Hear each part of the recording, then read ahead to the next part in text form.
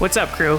Welcome to Filming in Progress, the show that takes you backstage into the world of local businesses and the people who make them shine. Meet Moose, an influential mentor and founder of Struggle Is Your Success. His dedication to helping youth through trauma-informed care and his global perspective make him a leading advocate for personal and professional growth. Why is helping and empowering youth so important to you? It's a passion of mine. It's in me. There's a story also behind it. And I feel that empowering youth is extremely important and giving them a second chance and give them an ability for them to unearth their potential is a key aspect for any youth who wants to grow, thrive, and succeed. Because back in the day, I know in my era, we never had that. So yeah. How did that come about? Why did you feel that calling to do what you do today? I think it's an inspiration of mine through my story when I was a youth, and all of the trials and struggles and pain that I've been through. And I think it's gifted in me to support them. And I think it's needed. So to help youth, that's where I'm at. Do you see, as you're helping these individuals, do you see kind of, a bit of yourself in them, in your past and that sort of thing? Yeah, I see myself in them every single day. I see myself in them, when they're demanding things, when they're asking for, to play games or to purchase, an Xbox 360 or to hang out with their friends and, have that sense of an identity, that they can create their own identity, but not being rejected, through parenting, through school, through their other friends. Yeah, so I see myself. I know why. I know today why they ask for what they ask for. Yeah. Is this something, is what you do now something that existed back when you were a kid too, or maybe you wish it existed back then? I think I wish it has existed, because if it has existed, I wouldn't be in the path that I was on. But I'm also grateful for all of the struggles, the pain that I've been throughout my life. And I think with the rise of technology and the rise of education and how education is shaped today in modern technology, I think what I do today is extremely needed, because we live in an era that, people are experiencing depression. We live in an era where people are experiencing anxiety. We live in an era where people are struggling with their mental health. We're living in an era also that, the excessive use of technology and the excessive use of social media can be hindering to someone's personal growth and in their development as a youth. So, yeah, I think it's important for us to support the youth.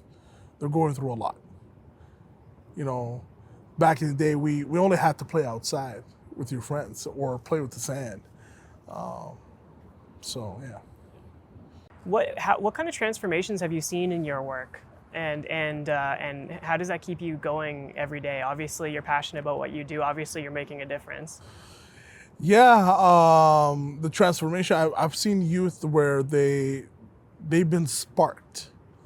They've been they have a better understanding of who they are. They have a better understanding of looking at the future from a different approach, from where they were used to looking at it from a traditional approach, traditional schooling, traditional employment, traditional parenting. Now they see their future from an innovative approach, where they have a better understanding of who they are, what their values are, and how they can unearth their own potential through their own talents and be successful in something that they actually love, right? Versus you have to be a doctor or you got to be an engineer, or success is measured by having a stable job and making $100,000 a year. That's the traditional norm. Versus now they have the ability where they can innovate. They can, climb the mountain and create some innovative ideas through their own talents, their own passion, and not worry about being rejected, but more in a way where they're feeling accepted. They accept their own identity. They're not going through an identity crisis, just like I did. Yeah, tell me about your experience as a child and why this is important to you. Yeah, as a child, divorced parents, of course. I grew up in a very tough situation as a youth. The traditional parenting, of course, going through intergenerational trauma, struggling multiple times, not have that sense of belonging, going through an identity crisis, and abuse, verbal abuse, emotional abuse throughout my parents. But I'm also grateful for them, for the man that I am today. But yeah, going through all of that and then running away from intergenerational trauma, because not facing your fears and not healing can put you in a path that you don't want to be in. So for me, I was on a path where running away from intergenerational trauma and running away from abuse, verbal abuse, physical abuse, and just running away, and decided to look at myself and say, I'm gonna run away and listen to music, because music will help me become distracted from all the noise that I'm going through. But being part of that, put me in a tough path, where I've seen a lot, from witnessing and observing shootings that happened, from people being killed. Yeah, it's been hard. So your experience navigating all of those things is what kind of led you to realize that this is what you're called to do, and you're called to help these people that might be experiencing similar things. They might. Yeah, it's an opportunity for them to understand that whatever they're going through matters, and whatever they're experiencing is important. But how can we foster talent, innovation, and entrepreneurship, where they have the ability to realize who they are and unearth their potential, to tackle those struggles and those rejections and those who bully them and those who don't believe in them, and those who say you cannot do it, and say that you don't have the ability to grow. You will never become whatever you want to become. So, yeah.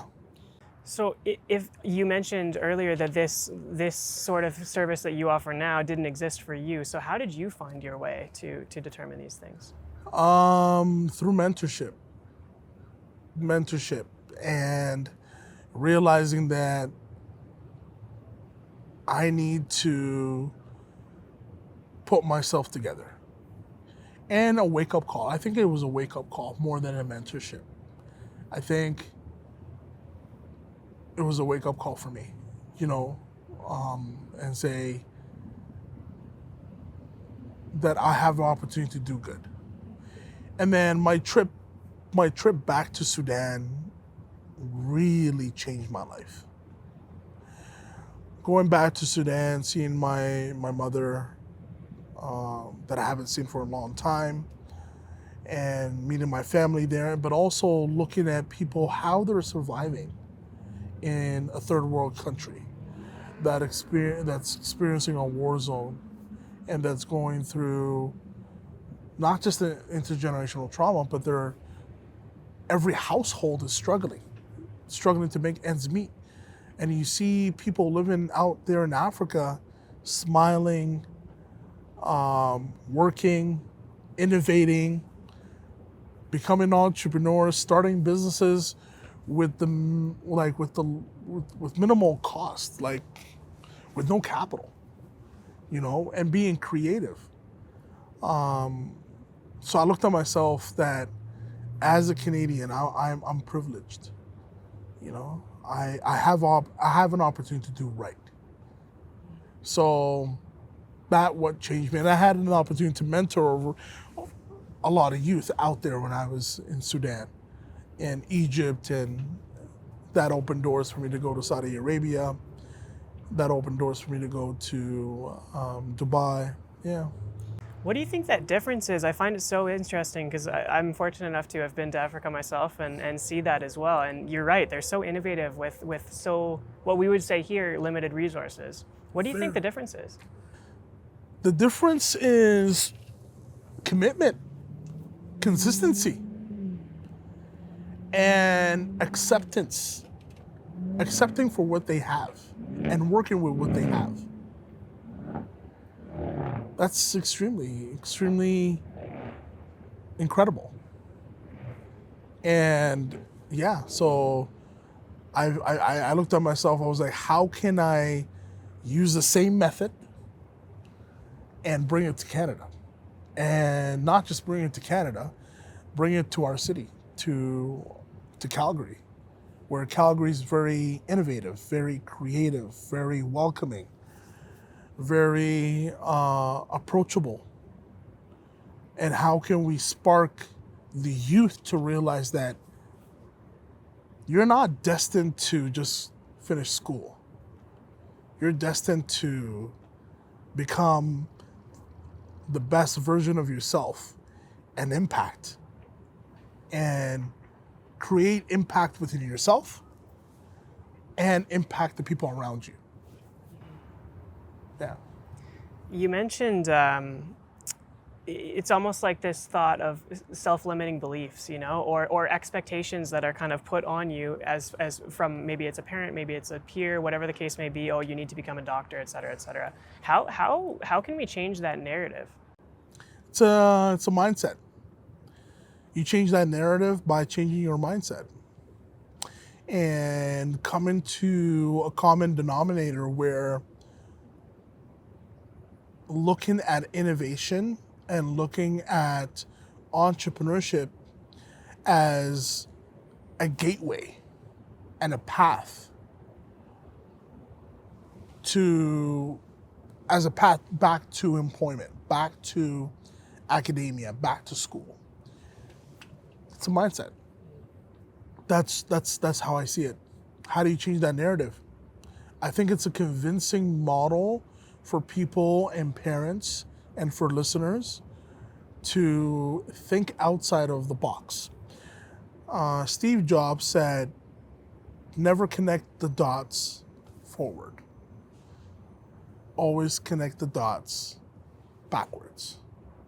So if we look at how to connect the dots backwards, there's a story backwards. And how can you use what happened to you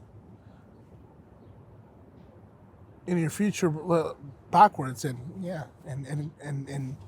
look at how to connect the dots, because they all connect. They all connect. Your talent connects, your dream connects, your vision connects, your mission connects, your calling also connects, and then your values connect. And I think what the youth are experiencing, they don't know how to connect that dream. They don't know how to connect that value. They don't know what the mission is. Why are they here? You know? And what's the vision? And how can they become the best versions of themselves? And to get there, entrepreneurship is the best way. Entrepreneurship is an experimental journey. There's a lot of failures. With a lot of failures. And if you're willing to accept that journey, the reward is huge. So, yeah. Do you think it's all youth that need this mental change, or is it primarily stemmed in troubled youth and that sort of thing, or? I think it's needed within the troubled youth. And also all youth, of course. But not every youth is going to be an entrepreneur. But slowly, in the next 10, 20, 30 decades, entrepreneurship is going to be the new norm. So if we're not adapting quickly, we might see some serious roadblocks. And I think if organizations don't adapt to that change, it's like Y2K, when we got hit with Y2K in 2000, it created a big change. And we're still recovering from Y2K. If people remember Y2K. So, for the listeners who don't know what Y2K, it was a computer crash system back in 2000, I think, was it? Yep. Yeah. I was 5, so. Yeah. Yeah, it was in 2000, but yeah. But now look at that and how it fostered innovation to technology today. We're going from flip phones to smartphones, right? So the big question would be, how can we foster entrepreneurship within the educational system? Right. And how can we spark the mindset of the youth? And how can we, increase not their sense of belonging, increase their confidence and give them a place where they have a sense of belonging for them to innovate.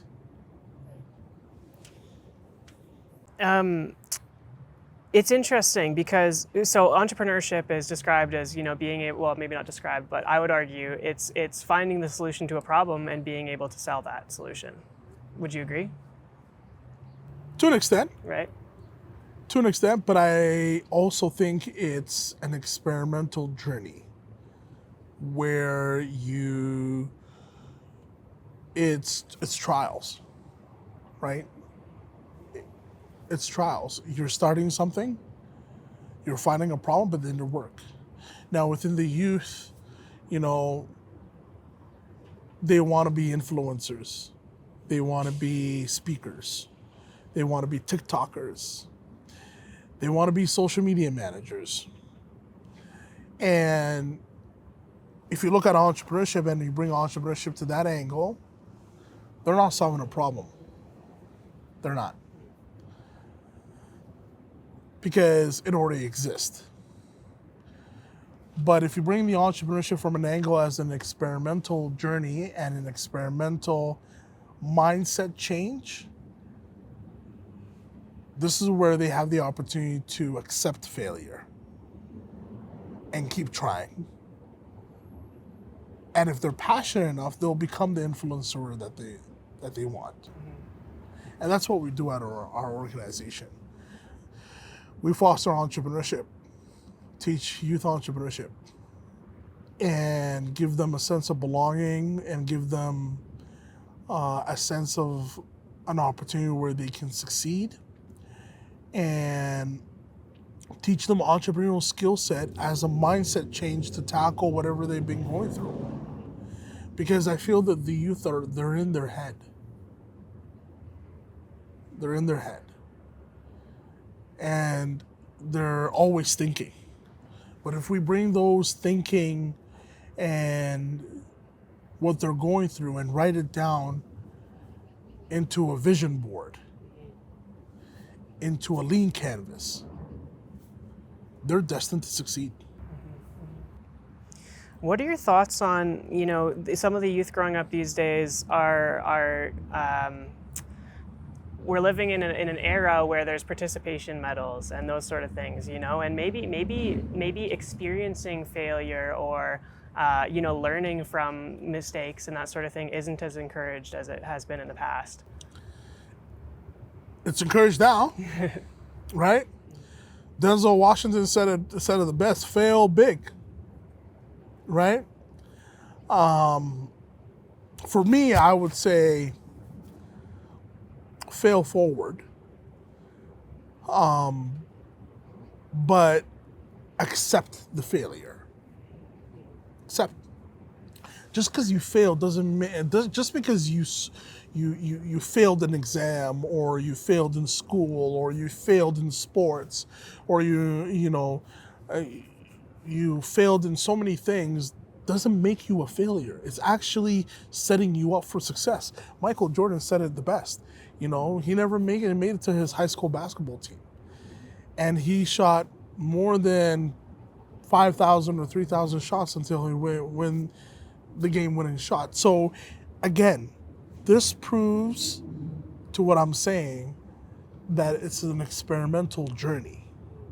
Who knew that Apple will become $1 trillion company?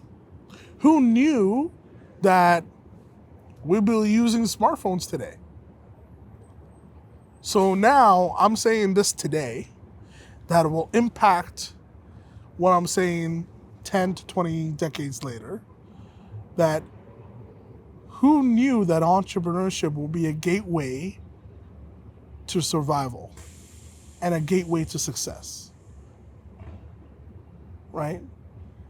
And for an opportunity for youth to succeed in school and out of school, in employment and out of employment. Love it. How did you first come across entrepreneurship? On my trip back in Africa, my trip back in Africa, and I had one of my board members, Abdul, who was an entrepreneur, such a great guy. He's been an entrepreneur all his life. He comes from a family of entrepreneurs. I don't come from a family of entrepreneurs.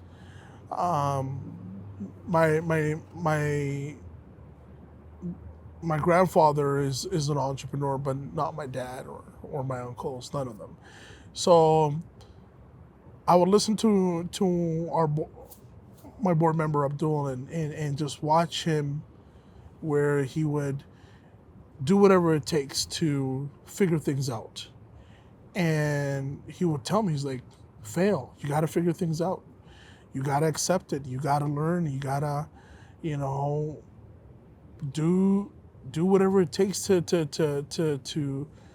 analyze and to strategize. And yeah, so that's my first opportunity to entrepreneurship. And building a non-for-profit is extremely harder than building a profitable business. Why Why is that? Why is that? Because you're always seeking funding, and you're always trying to put a team together, and you're always trying to sustain, and then you have to spend all the money that you got. Not where in a business you have the opportunity to make profits and treat yourself and travel the world. The not-for-profit sector is a serving sector. You're here to serve. You're here to impact. You're here to give back to the community. You're here to changing lives. And I think I started with that. Because I'm here, I always wanted to change lives. I always wanted to give back. And I always, not just change lives, but changed my life. And impact the people around me. So, yeah. What was the first experience that you had, when you've decided that this is what you want to do, and you're going about doing so, and you must have had an experience that you're like, this is it, this is what I'm meant to do. What was that experience? When I went back home. When I really went back home and I saw how people were living, how people were surviving, how people were living in poverty. And yeah, that was the moment for me that I said, I want to do SIYS. I want to build, I want to impact, I want to be in the youth serving sector. And apparently my dream came true. But my dream came true not by me sitting and playing video games all day or playing basketball. I love playing basketball. It came with hard work. It came with networking. It came with rejection. It came with, you're crazy. Where I would hear, not every kid wants to be an entrepreneur. And I'm like, maybe not. There are already entrepreneurs within themselves, but they haven't really realized that yet. So if you look at a youth scrolling on his phone and his mom telling him, come to dinner. No, I'm on my Snapchat. I'll come later. What are you doing? How can we unlock that potential where they're always on their screen, but also it can be beneficial, right? Beneficial, rewarding, all that kind of stuff. Because being on social media can be dangerous. And it can cause a lot of problems. So yeah. What kind of problems? Suicidal thoughts. Talking to the wrong people. Yeah. Mental health is a big one. Is that because the individuals are comparing themselves to what they see, or? Comparing themselves to what they see on TikTok, what they see on Instagram. Youth want to be influencers. Youth want to be models. I think that we're sending them the wrong message. And youth entrepreneurship, teaching youth entrepreneurship, under struggle is your success. It's like a reality check. Gives you the truth of what's happening. Like, we had a youth said, I want to make it to the NBA. And I'm like, man, I love basketball so much. I was like, me too. But we're not going to make it to the NBA, my friend. But we can build a business because we love basketball so much. And we can bring community together. And then it can be financially rewarding for you. But not just build a business, build a mindset where you have the potential to explore that, And then also you have the potential to go back to school to study kinesiology and study sports. And you can become someone who's great. An example of an experimental of entrepreneurship.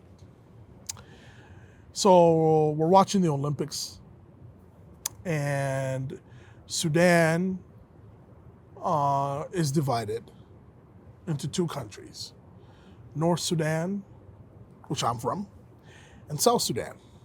Who knew that South Sudan will make it to the Olympics and play against the US and now make it to the quarterfinals?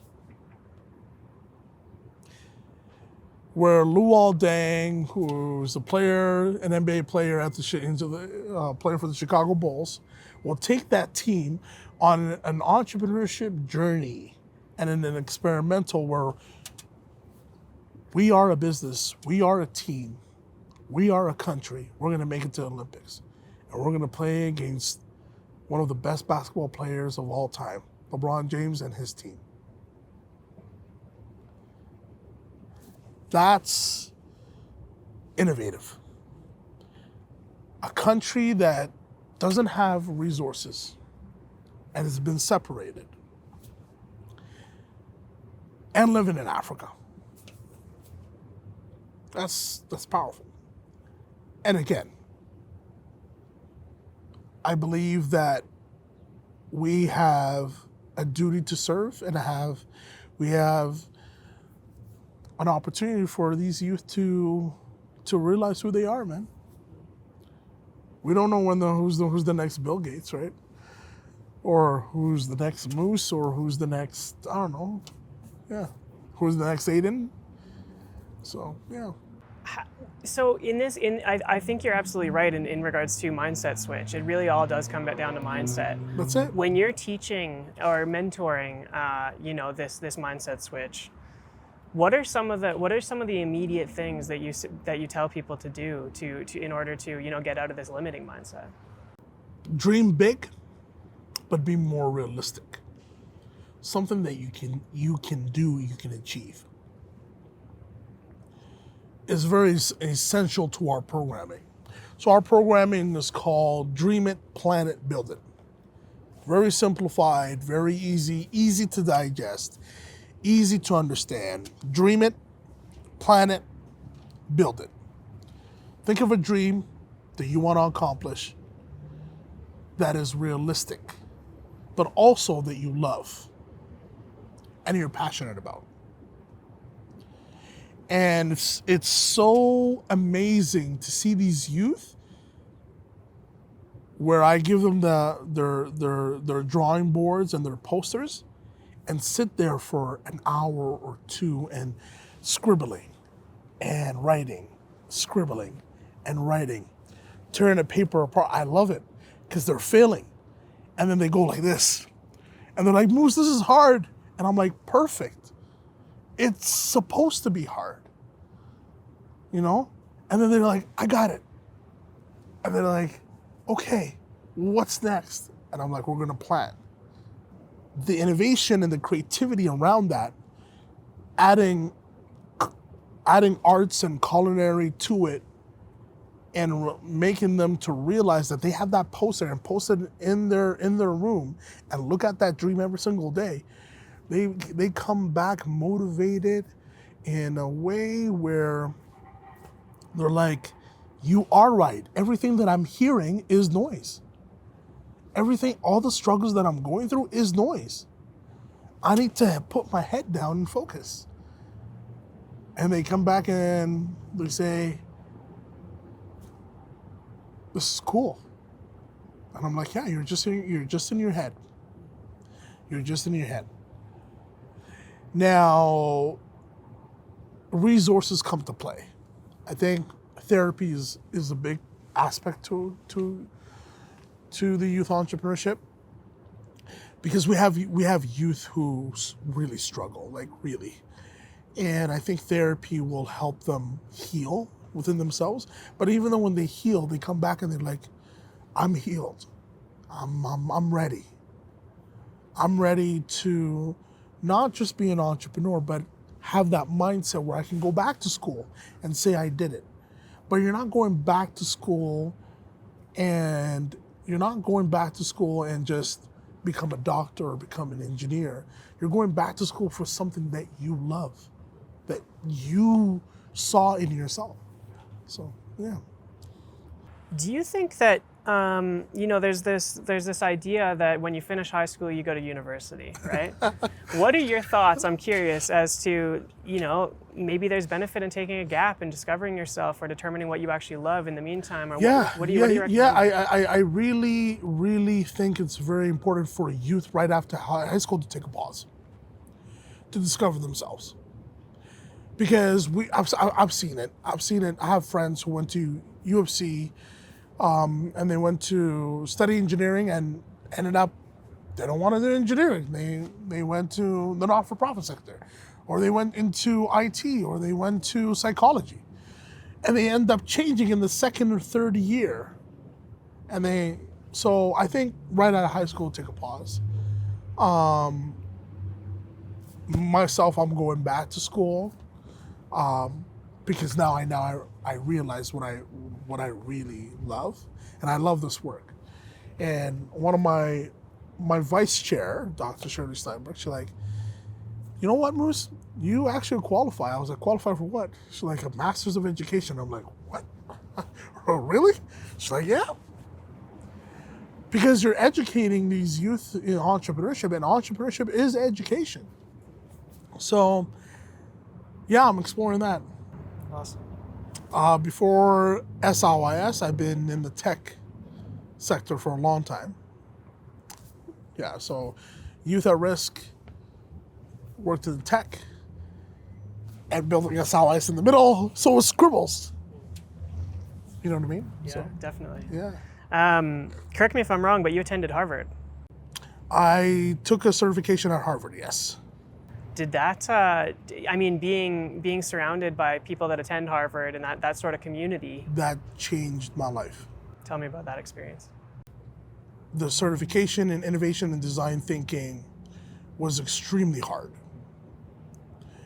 And very, very hard. We had to really understand what design thinking is and what innovation is at its core. We had to write essays. We had to do a lot of discovery. It was drowning for me, but it was very rewarding, because at the end of the certification, where we had to build a marshmallow tower, and the professor was teaching it in about 30 minutes. And I'll tell you the inspiration behind this. 30 minutes, but it was like we had to build the highest tower under 30 minutes, and it had to be really strong. The foundation had to be really strong. We failed. We failed. And then the professor was like, how can you foster design thinking approaches and understand what are you designing in the foundation of the tower? What models are you gonna put to make this tower stand? I failed. I really failed. And I had to write a paper on it, and I failed. I leaned on my other, co-students who took the certification, and we came to an understanding that it's not about sustaining the tower, it's about your core. If your core of thinking is not strong, it will be very hard for you to sustain anything in life. So that's what I learned. I took the exact same exercise and I embedded it in our youth entrepreneurship program in the build it stage. And instead of 30 minutes, I teach the marshmallow spaghetti tower, that the youth have to build the highest tower that they can think of, and think that that their company is a big tower and they have their name on it, just like the Trump Tower, or like one of the towers, like the Evil Tower in Paris, or all that stuff. And they have to build it under 2 minutes. What happens is the tower collapses and they fail. And they fail and they fail and they fail. But they keep redesigning. And that's where, yeah, that's what helped me. It changed me. And then not just that, it changed me to look at innovation from a different perspective and get into tech, come back to tech. And then, yeah. So I love innovation. I love entrepreneurship. And I love design thinking. It's so challenging, but amazing. Yeah. Along the lines of failure, I feel like it's so easy, and you see it increasingly these days, to just, let that get to you, let that define you, let those failures kind of just consume you, really, right?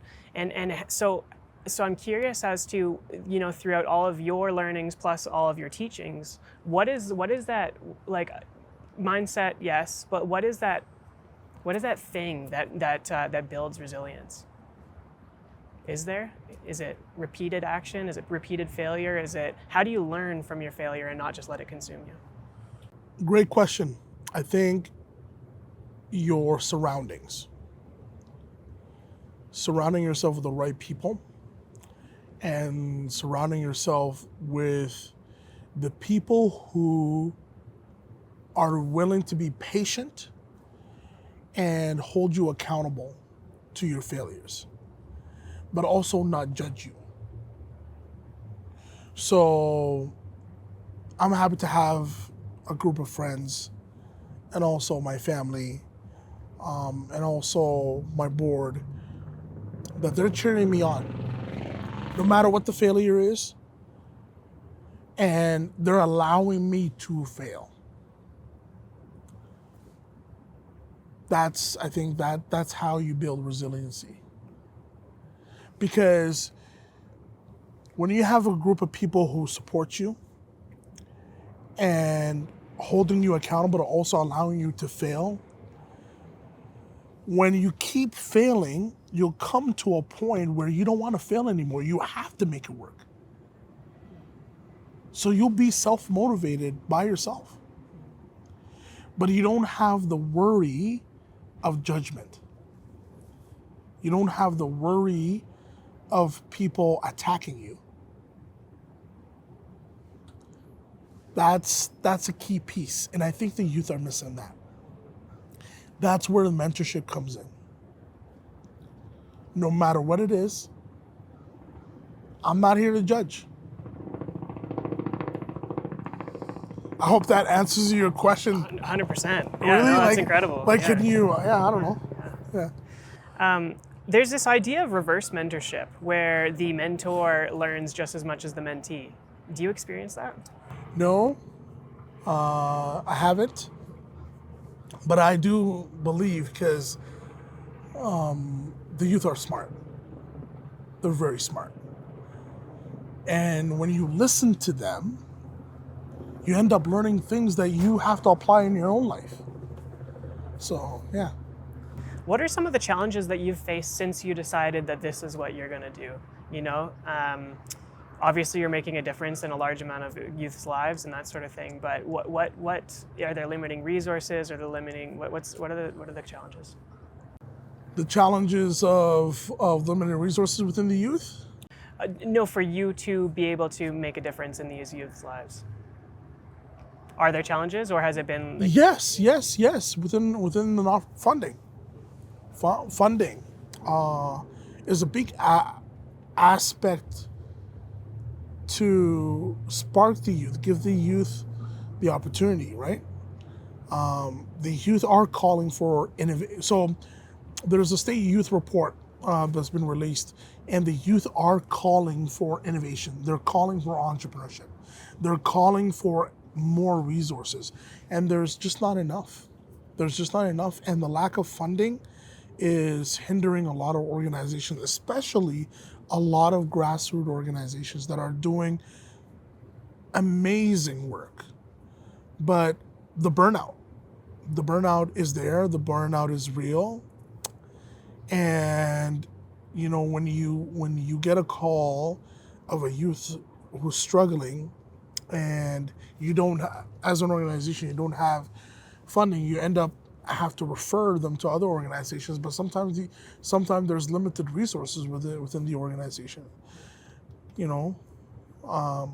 where the youth don't have the ability. So in our city, we don't have. I said it before, and I'll say it again. We don't have an innovation hub. An innovation hub where the youth have the ability to just dream and not be judged. It starts there. Dream and not be judged. Whatever they want to do, right? I think that's a key piece to solving social economical problems. Because if we're fostering entrepreneurship for these youth, we're actually building businesses and saving the economy and creating jobs, right? Canada's built on small businesses. Calgary's built on small businesses. Right here, this is like 17th Avenue is full of small businesses. And when you hear the stories of all these entrepreneurs, you'll be surprised. I'm a doctor, or I'm a PhD holder. Why did you leave? You have a stellar career. I have a passion for food. So I build a restaurant, burger business, so yeah. What can the average person do to continue to support this? Reach out to our website. Talk to me, of course. Fund us, support us, but not just funding. We need more speakers. We need more leaders. We need more mentors that can take the youth from graduating from the program to an ability where they can scale. So I'll talk about a youth, won't disclose his name, but he graduated from the program, and and he built a company called King Tech. And he was struggling. Didn't know what to do. Judged, of course. He went to say graduated in information technology, and now he's building his sole proprietorship. And he's a member of. He came to me. Reached out. He's like, Moose, I really want to build King Tech, and I'm like, yeah, I'm here. So we introduced him to Platform Calgary, and he's now a member. And he took a course called Startup 101, and now he's building his actual startup, coming to reality. Another youth filmmaker, actually in your sector. He's actually doing our brand video, Visionary Ventures, going back to school to study engineering, but not just engineering, and also trying to get into the film production, and understanding the engineering around film production. And now bringing that to light. So many stories, man. Like so many stories that I can tell you. We had a youth also who made revenue, made about $600 in revenue through his business, cleaning service. And that also taught him sales, marketing, taught him how to build resiliency within himself. So yeah. What fulfills you about what you do every day? What fulfills me? Great question. One word, man, impact. I get up every day motivated to change lives. So, yeah, I love this work. Like, I actually love it. I'm actually doing it. So, would I ever stop? I'll ask myself a question, my own self. No, I don't think so. Will I ever step down as a As a president, no, maybe. Will I be part of the board? Of course, 100%. Yeah, yeah. Awesome. Creating lasting impact that give youth a second chance outside traditional employment and traditional schooling, to foster innovation for them to go back to school and build and go back to work. Like we have you go get a job at McDonald's. No, mom, I don't want to work at McDonald's. I want to hang out with my friends. Like things like that. And then also the kids who are misguided and who are incarcerated in the justice system. That's a whole, yeah. Do you ever find it draining? And I'll give some context. Like I've talked with many people who, they work in either some sort of social service, right? Whether it be youth or otherwise, or coaching or whatever the case may be. And it's a very draining, maybe draining is the wrong word, but you're taking on the weight of these challenges that these individuals are going through, right? And you're their rock, but you can't help but absorb some of that. Do you experience that at all? Yes. Burnout. The responsibility of working with the youth and making sure that you're not letting them down. The biggest piece for me to solve that is being a role model within yourself. So if I'm not a role model within myself, it's going to be very hard for me to help that youth. So I try my best to become the best version of myself every single day, be accountable to my actions, and also making sure that the youth is able to digest and understand that we have a responsibility and we're committed to serve. So in the other other organizations, it's a weight. But people who are in the serving agency, most of it, there's a story or there's a calling on why they want to serve. So yeah. How do you mentioned burnout? How do you avoid it? You got to face it. You can't avoid it. It's going to hit you. You have to face it. I think the best way to face it is to acknowledge that you've been burnt out, but also request time off and then therapy.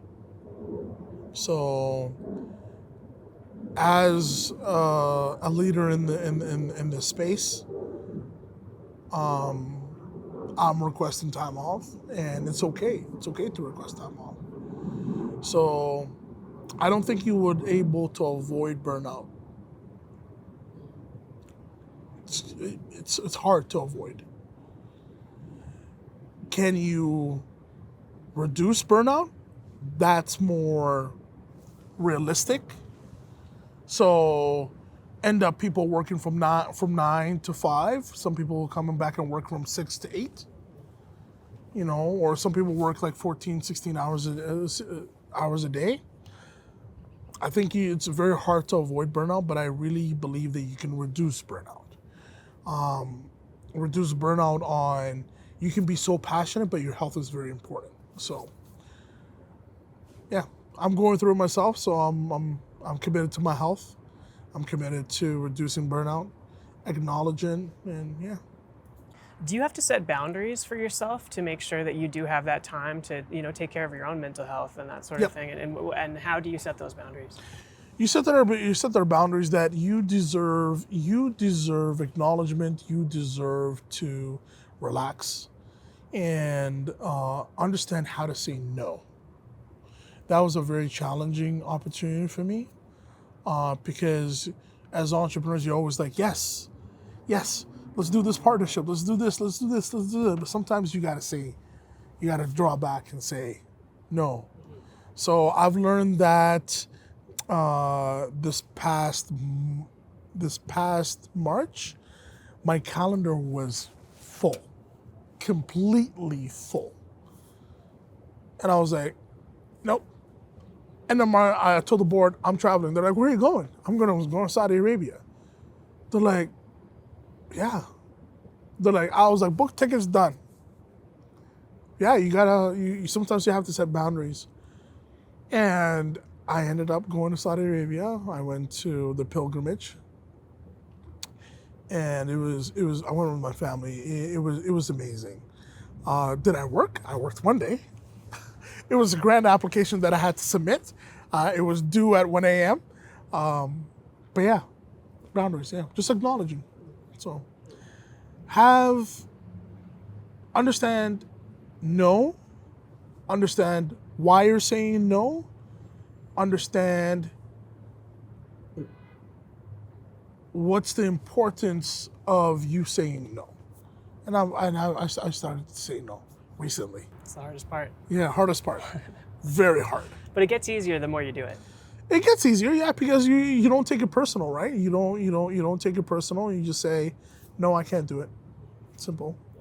It's not that I hate you. It's not that I don't want to work with you. I had a friend who's like, there's a better way of saying no. Not at this time. Which is, it's easy to accept. Because no one's like, direct. Like, oh, is something wrong with me? Is there something wrong with my company? Is my proposal not right? Yeah, so we had a funder said it to me last year. They're like, Moose, not at this time. And I'm like, cool. When? Try us out in February. But you got to do the work. Tried out, got approved. So I was like, cool, not at this time is going to be. Yeah, it's not only a no. That's awesome. Yeah. So, what does success look like to you?